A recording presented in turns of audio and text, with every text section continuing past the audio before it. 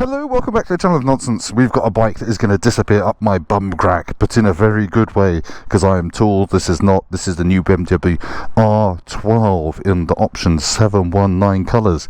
This isn't an R12nineT, this is the R12, the cruiser one, with a single seat, still got a shaft drive, still got an air-cooled boxer twin, only 95 horsepower compared to the R12nineT's 105, I think. Anyway, this is my first ride. It's got keyless. It's got the little dashboard down there. Can you see it? Nice, I'm in rock mode.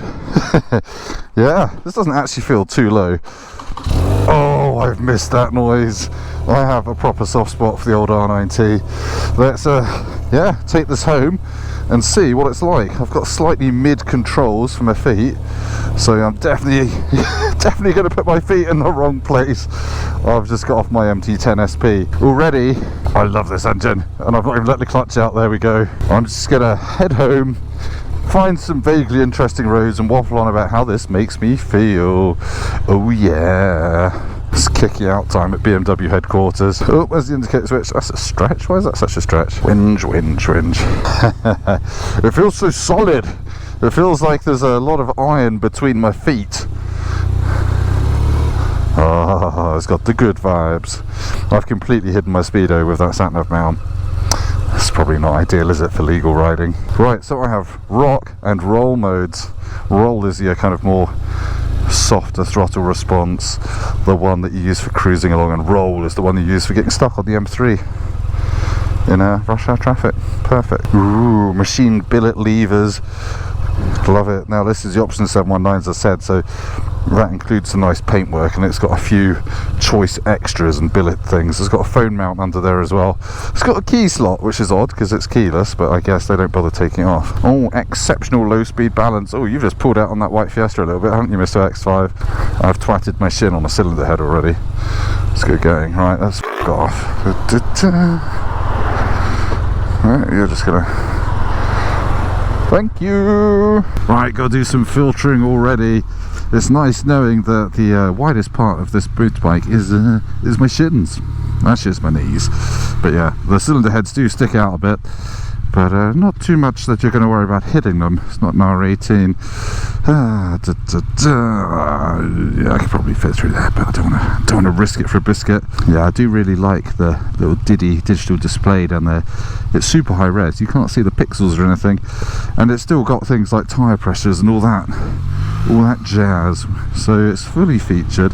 I think I actually prefer it to the analog clocks. It makes it feel more like what it is, a modern retro bike. Now, the heart of this is, perhaps unsurprisingly, its engine. It's such a lovely, I don't know, substantial feeling lump. It almost feels as if you can feel every rotation of the crank. But my favourite thing about it now is that it's got a quick shifter. It's got a quick shifter blipper on an air oil cooled boxer twin. That is a bit like getting an ME109 and giving it a jet engine. It's quite cool. Oh, it just sounds so good. And actually, the riding position on this, I'm 6'3". I don't feel too big for it. I'm guaranteed, like, I look at absolute pillock on it, but I don't care about things like that. I kind of fit on it. The seat is sculpted, so it's like a one-piece bobber seat, and that kind of cocoons you nicely when you give it full throttle.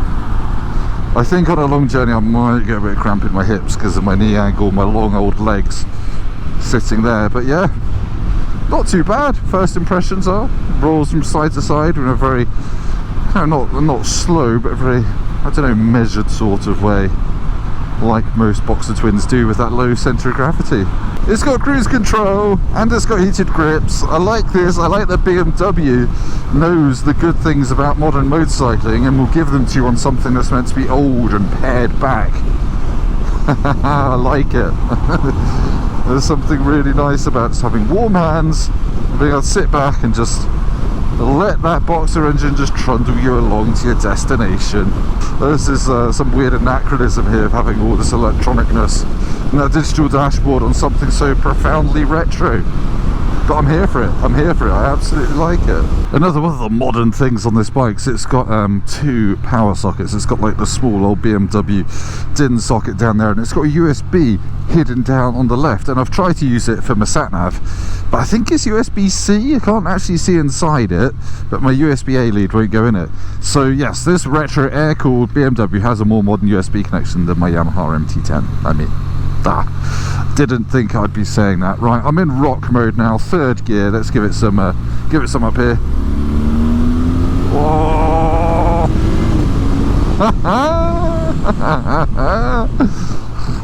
That is the great thing about this engine. If you've ridden an R12nineT before, you'll know it's not slow. It's not slow at all. I mean, it hasn't got a top end, but honestly, look, 6th gear at 65 miles an hour. There you go, 70, 75, yeah, and 80. We come up really quickly.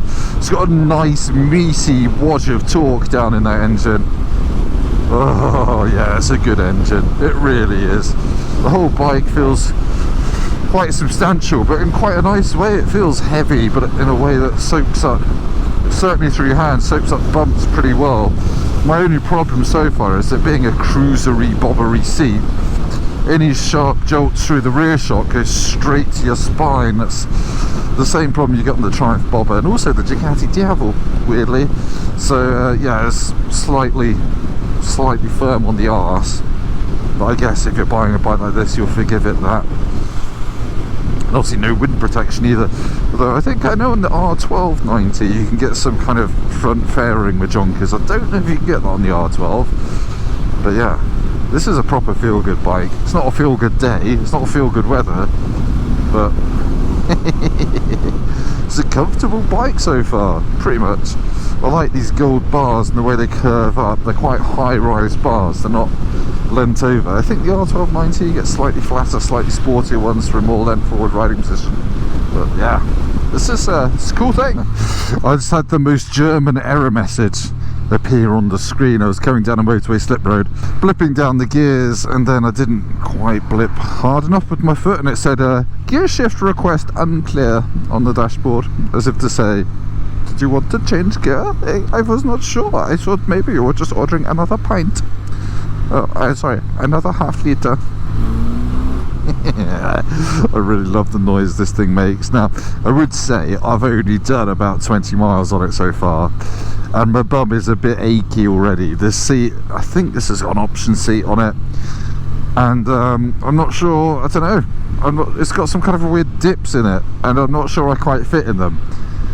So yeah, my arse is hurting already 20 miles in, but with a bike like this, I think that's one of the things you modify first, isn't it? Finding a seat that suits your bum. So I'm not gonna hold that against it too much anyway, but it wouldn't be a good post-vasectomy bike. Weirdly, I was meant to have one of those about a month ago, but for various reasons I couldn't. But now I'm quite glad, because it would have been quite painful on this bike. Oh, I love that noise you get. 2000 RPM, it does just it pulls really hard, but it also makes a really good noise as well. If you've not ridden this engine, if you've only ridden the modern liquid cooled BMW Boxer Twins, you are in for a bit of a treat when you hop on one of these. It doesn't feel too much different from the last one, the old 1170cc one. I say old, I don't know how much they've really changed for this, but it feels much the same to me. It doesn't sound too much quieter, it doesn't feel any different. It feels, I don't know, it feels pretty compliant still. Look, it's 30 and 4th, doing under 2000 RPM, and when you want to accelerate, it goes. It's such a flexible twin. You wouldn't get that with a V-twin, I don't think. I think it would be shaking its head and going, no, change down this. 4th gear, 30 miles an hour. See if I might be able to whack the cruise on. Yeah, I can whack the cruise on. 30 miles an hour. Look at that. Perfect for not getting nobbled by average speed cameras.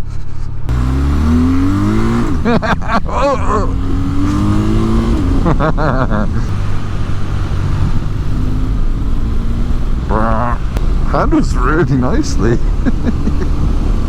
Oh, it's quite fast as well. Hello. Yeah, I'm on a motorbike. I'm just on the way home. I'm just at Newlands Corner. It's probably not going to come out on GoPro, but it's quite pretty over there. It's quite foggy. considering it's about 5 degrees C. I've got heated grips. I've got an air-cooled boxer twin. I'm pretty happy. Pretty happy. But anyway, it's getting a bit dark. I'll probably continue this video in the next couple of days when it brightens up a bit, so I shall see you then.